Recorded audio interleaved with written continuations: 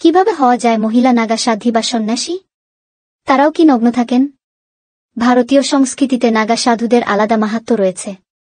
পুরুষ নাগা সন্ন্যাসীদের সম্পর্কে প্রচুর তথ্য অনেকেই জানেন, কিন্তু মহিলা নাগা সন্ন্যাসীদের জীবন নিয়ে অনেকের নানা তথ্য অজানা। তাদের জীবন রহস্যে মোড়া।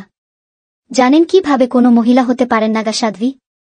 ভারতীয় সংস্কৃতিতে পুরুষ নাগা সন্ন্যাসীদের নিয়ে নানান তথ্য পাওয়া যায়, তবে মহিলা নাগা সন্ন্যাসীদের জীবন নিয়ে অনেকেই জানেন না।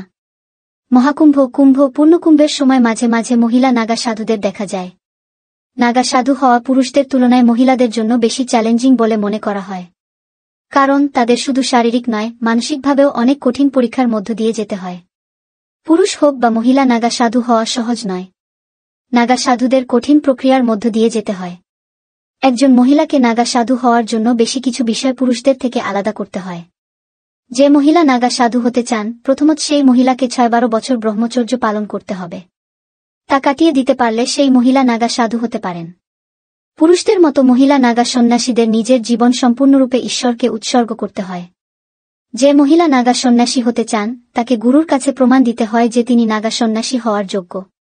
কোনো পিছুটান নেই, তা প্রমাণ করতে হয়। প্রতি পদে পদে পরীক্ষা দিয়ে মেলে মহিলা নাগা সাধু হওয়ার যোগ্যতা।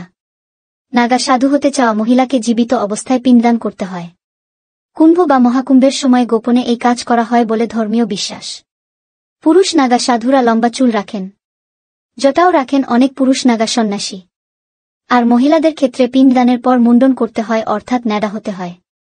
পুরুষ নাগা সন্ন্যাসীরা প্রকাশ্যে নগ্ন অবস্থায় ঘোরেন। মহিলা নাগা সন্ন্যাসীরা তা করতে পারেন না। তারা গেরুয়া বস্ত্র পরেন, তবে সেলাই করা কোনো পোশাক তারা পরেন না।